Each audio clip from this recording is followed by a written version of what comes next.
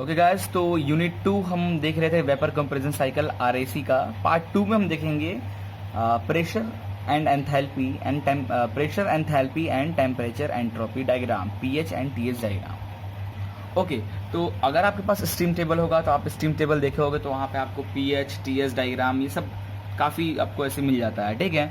तो जो हम अब पीएच और टीएच डायग्राम पढ़ेंगे तो जो हमारा वेपर कंपैरिजन साइकिल है उसको कंपेयर करते हुए, ठीक है, कि कैसे उसका पीएच डायग्राम टीएच डायग्राम कैसे वो डेवलप होता है। तो नॉर्मली जो हमारा पीएच डायग्राम होता है या टीएच डायग्राम होता है, तो ये जो आपको डायग्राम दिख रहा है, ये कंपेयर, ये P enthalpy PH diagram with temperature TH diagram, ये दोनों आपको इसमें बता रहा है। तो सबसे पहले इस डायग्राम को थोड़ा हम समझते हैं पहले। Okay, most convenient chart for studying the behaviour of refrigerant in the PH chart, ठीक है।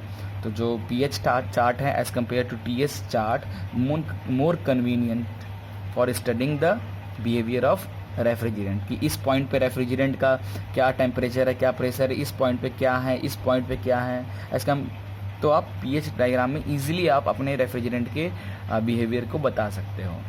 तो ये जो रेड लाइन आपको दिख रहा है, ठीक है, ये जो पॉइंट होता है, इस पॉइंट को हम लोग बोलते हैं critical point. Okay, critical point क्यों बोलते हैं अभी क्लियर हो जाएगा। और इस क्रिटिकल पॉइंट के जो लेफ्ट वाला पार्ट है, मीन्स ये वाला जो लाइन है, ये है सैचुरेटेड लिक्विड लाइन। ओके, यहाँ पे लिख देता हूँ सैचुरेटेड लिक्विड लाइन, ठीक है। इट मीन्स पॉइंट यहाँ से क्रिटिकल पॉइंट यहाँ तक जो भी हमारा रेफ्रिजरेंट होगा वो लिक्विड स्टेट में होगा, उसका स्टेट चेंज नहीं होगा, वो नहीं होगा जब तक इसके क्रॉस नहीं करेगा तब तक वो लिक्विड ही रहेगा। आप कितना ही प्रेशर डाल लो या कितना टेम्परेचर चेंज कर लो, ठीक है, ये यहाँ से यहाँ इस पॉइंट तक आपका जो रेफ्रिजरेंट है वो लिक्विड स्टेट में रहेगा। आफ्टर दैट क्रिटिकल पॉइंट, यहाँ जस्ट इस पॉइंट के बाद ये लिक्विड लाइन है, सैचुरेटेड लिक्विड लाइन है, वो कन्वर्ट हो जाता है हमारा सैचुरेटेड वेपर लाइन में। तो ये जो लाइन है ये हमारा है सैचुरेटेड वेपर लाइन, क्लियर। अब ये जो ब्लैक से आपको दिख रहा है ये हमारा टेम्परेचर बता रहा है, ठीक है। तो फॉर एग्जांपल ये जो लाइन दिख रहा है, ये ब्लैक लाइन, ये बता रहा है ये टेम्परेचर लाइन है। तो at for example this is temperature T1, ठीक है। तो ये टेम्परेचर सेम एट, यहाँ भी same temperature T1 at this temperature the saturated liquid line और liquid refrigerant change into vapour line, ठीक है। ये टेम्परेचर का ये सारा जो पॉइंट है ये टेम्परेचर बता रहा है कि इस पॉइंट पे क्या temperature, for example T1, this point is T2, this point is T3, this point is T4, this point is T5। Okay, temperature बता रहा है, क्लियर। तो ये हो गया सैचुरेटेड लिक्विड लाइन, ये हो गया सैचुरेटेड वेपर लाइन। अब ये क्रिटिकल पॉइंट के जो इधर का रीजन है, ये जो रीजन है यहाँ पे जो लिक्विड होगा उसे हम लोग बोलते हैं सब कूल्ड लिक्विड। ओके, रीजन ये है हमारा सब कूल्ड लिक्विड रीजन, ठीक है। क्रिटिकल पॉइंट के लेफ्ट हैंड साइड का हो गया सब कूल्ड लिक्विड रीजन, मीन जो लिक्विड है वो कूल कंडीशन में, ठंडा है। आफ्टर द क्रिटिकल पॉइंट इधर का जो रीजन होगा वो हो जाएगा super heated vapour region, super heated vapour region, clear. okay, now the saturated liquid line and the saturated vapor line merge into one another at the critical point. Okay, saturated liquid line and saturated vapor line merge at the point at critical point. तो critical point के left hand side वाला जो है वो region कौन सा है, sub cool liquid region, and right hand side वाला है super heated vapour region, clear. अब ये जो रीजन है, ये इन दोनों के बीच का जो रीजन है, दोनों लाइन के जो बीच का रीजन है, इसे हम लोग बोलते हैं वेट रीजन।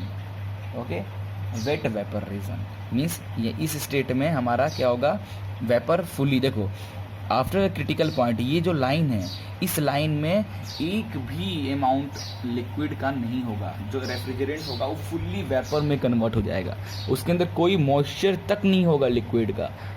और इस जो लाइन पे जो पॉइंट्स आपके आएंगे वो सब लिक्विड में होगा। इनके बीच वाला जो पॉइंट है वो वेट वेपर रीजन बोलते हैं हम लोग, wet vapour region means in that case आपके जो वेपर में तो कन्वर्ट होगा आपका जो रेफ्रिजरेंट होगा, बट उसमें कुछ अमाउंट ऑफ मॉइस्चर रहेगा, लिक्विड का कुछ पार्टिकल्स रहेंगे, इसलिए हम उसे बोल रहे हैं वेट वेपर रीज़न।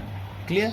और बाकी जो डॉटेड लाइन है, ये डॉटेड लाइन आपको बता रहा है कांस्टेंट वॉल्यूम कि एट दिस पॉइंट पे क्या वॉल्यूम है आपके लिक्विड का, एट दिस पॉइंट पे क्या वॉल्यूम है लिक्विड का ये। और ब्लैक लाइन जो दिखा रहा है वो बता रहा है कांस्टेंट टेम्परेचर लाइन। क्लियर। तो इस डायग्राम में बोथ आप प्रेशर और एंथैल्पी भी आप देख सकते हो, पीएच, और इसी डायग्राम में आप देख सकते हो टेम्परेचर एंड एंट्रोपी का भी। क्लियर। अब हम थोड़ा और डिस्कस करते हैं, अलग करते हैं। ये पीएच डायग्राम हो गया, ये टीएस डायग्राम हो गया। अब हम लेते हैं एग्जाम्पल किसका। अभी तो आपने बस ये लाइन देखा कि ऐसा होता है पीएस और टीएस डायग्राम, बट अब हम किसकी बात कर रहे हैं, कहाँ पे हम बात करेंगे in vapour compression cycle. Refrigeration में कैसा साइकिल बनेगा पीएस और टीएस का, तो इस तरीके का कुछ साइकिल आपको बनेगा रेफ्रिजरेटर में। इसको थोड़ा जूम करते हैं और इजीली अंडरस्टैंड करते हैं। तो जनरली रेफ्रिजरेशन में 4 प्रोसेस होता है। कौन कौन सा? Throttling means expansion of the liquid, evaporation, compression liquid का कंप्रेस होना, एंड आफ्टर कंडेंस उसको ठंडा होना। क्लियर। तो रेफ्रिजरेशन में जनरली ये 4 प्रोसेस हमें देखने को मिलता है। ओके। तो जो हमारा रेफ्रिजरेंट है, अब हम उसका बिहेवियर बताएंगे, किस पॉइंट पे उसका क्या बिहेवियर है, मीन्स उसका टेम्परेचर क्या है, उसका प्रेशर क्या है, क्या क्या है, वो हम बताएंगे with the help of PH and TS diagram. Clear. Okay. अब देखो रेफ्रिजरेटर में हम स्टार्ट करते हैं कंप्रेशन से। ठीक। कंप्रेसर में क्या हो रहा है, आपकी लिक्विड कंप्रेस हो रहा है। कब कंप्रेस हो रहा है? जब आप कंप्रेसर को पावर दे रहे हो तब तो वो लिक्विड को कंप्रेस कर रहा है, मीन्स वर्क हो रहा है वहाँ पे।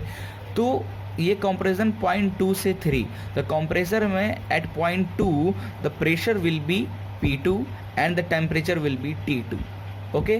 तो जो कंप्रेसर में क्या होगा, जब आपका जो लिक्विड होगा, रेफ्रिजरेंट होगा, वो आएगा और आफ्टर डेट ये कंप्रेस होना स्टार्ट होगा एट 3। तो एट 3 पे देखो टेम्परेचर, पहले यहाँ पे टेम्परेचर कितना था, T2 था। ठीक है।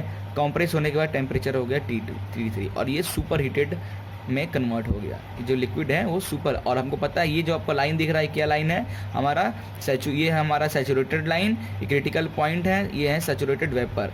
इसके क्रिटिकल पॉइंट के इधर का जो रीजन है super heated region, critical point के इधर का रीजन है वो सब कूल्ड रीजन। ओके। अब ये जो हमारा है 1 2 3 4, ये हमारा साइकिल है किसका, रेफ्रिजरेशन साइकिल। ओके। तो at point 2 the pressure of the refrigerant will be P2 and temperature of the refrigerant will be T2, and after the compression the pressure will be pressure of temperature will be P3 and the temperature of the refrigerant will be T3 and this is in at superheated region, क्योंकि ये हमारा vapour reason है। Vapour अगर यहाँ पे ये point जो है, ये पॉइंट और जो ये पॉइंट दिख रहा है, मीन्स ये हमारा वेपर में है। बट आप देख रहे हो ये यहाँ मैच ना होके ये चीज़ यहाँ मैच हो रहा है। ये रीज़न जो है हमारा वो कौन सा रीज़न है, सुपर हीटेड। मीन्स कंप्रेस होने के बाद जो हमारा वो होगा रेफ्रिजरेंट, वो सुपर हीटेड मीन्स उसका टेम्परेचर बहुत ज़्यादा होगा। यहाँ पे जो टेम्परेचर होगा वो कम होगा, बट कंप्रेसर होने के बाद वो सुपर हीटेड रीजन में चला जाएगा, पूरी वेपर में कन्वर्ट हो जाएगा, समझ लो ऐसा। ठीक है। गर्म वेपर में आफ्टर डैट कंडेंसर में the super heated vapour refrigerant leaving the compressor is completely condense at the constant pressure and temperature. तो ये देखो ये pressure will be constant and temperature. In condensation में क्या होता है, प्रेशर भी कांस्टेंट होगा और टेम्परेचर भी कांस्टेंट होगा। तो आप ध्यान दोगे at point this in condenser temperature will be constant from 0.3 to 0.4। ये थोड़ा सा ऊपर गया है, इसका रीज़न है वो आपको हम जब अगला टॉपिक बताएंगे वो कवर हो जाएगा। सुपर हीटेड रीजन में जाने का वो है। ठीक है। ओके।